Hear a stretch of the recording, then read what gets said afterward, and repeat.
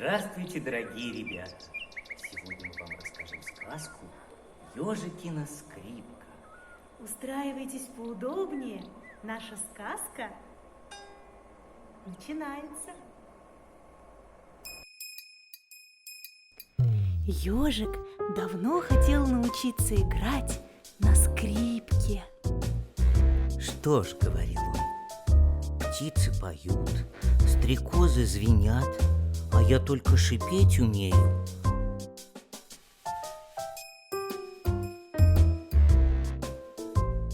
И он настрогал сосновых дощечек, высушил их и стал мастерить скрипку.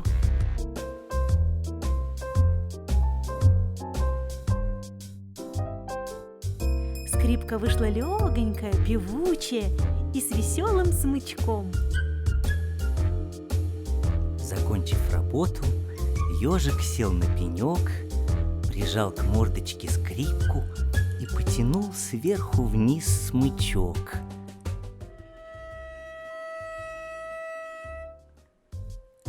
«Пи!» – запищала скрипка. И ежик улыбнулся.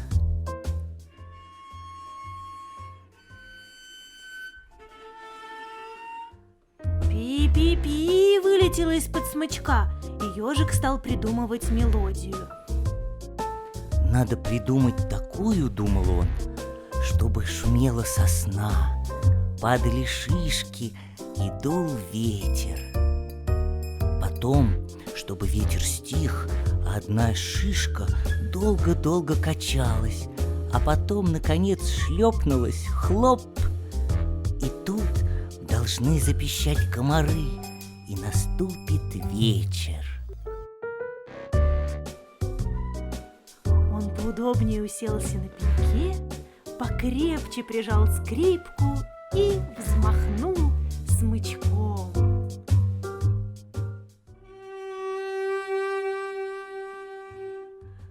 У-у-у, загудела скрипка.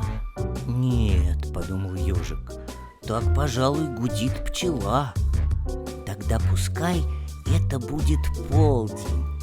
Пускай гудят пчелы, ярко светит солнышко, а по дорожкам бегают муравьи. И он, улыбаясь, заиграл.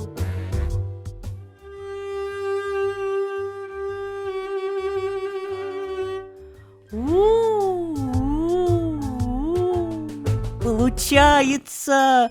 Обрадовался ежик и целый день до вечера играл полдень.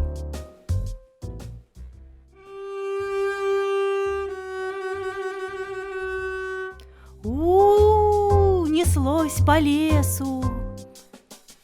И посмотреть на ежика собрались 30 муравьев, 2 кузнечика и 1 комар. «Вы немножко фальшивите», — вежливо сказал кузнечик, когда ежик устал. «4 «у» надо взять чуть-чуть потоньше. Вот так». И он запищал «пи». «Нет», — сказал ежик, — «вы играете вечер, а у меня полдень. Разве вы не слышите?»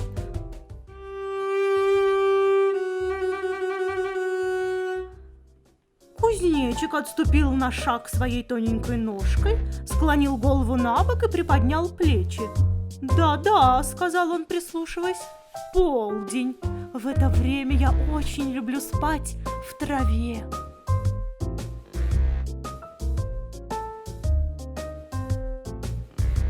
«А мы, — сказали 2 лягушки, — в полдень работаем в кузнице. К нам как раз через полчаса залетит стрекоза и попросит выковать новое крылышко. Ква! Ква!»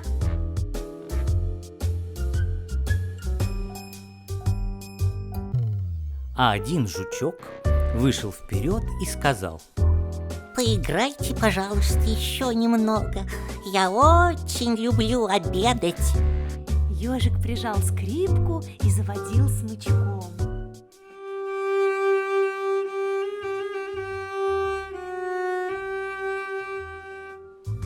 О, очень вкусно, сказал жучок.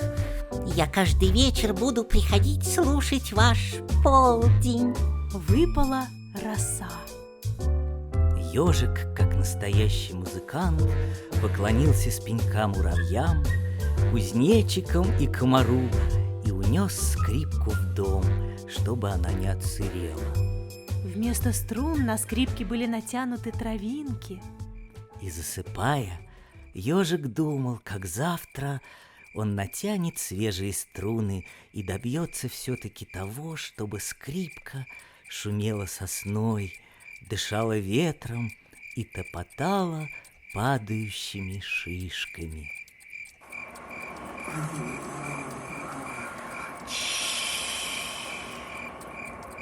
Наш ежик уснул. Спокойной ночи, дорогие ребятки.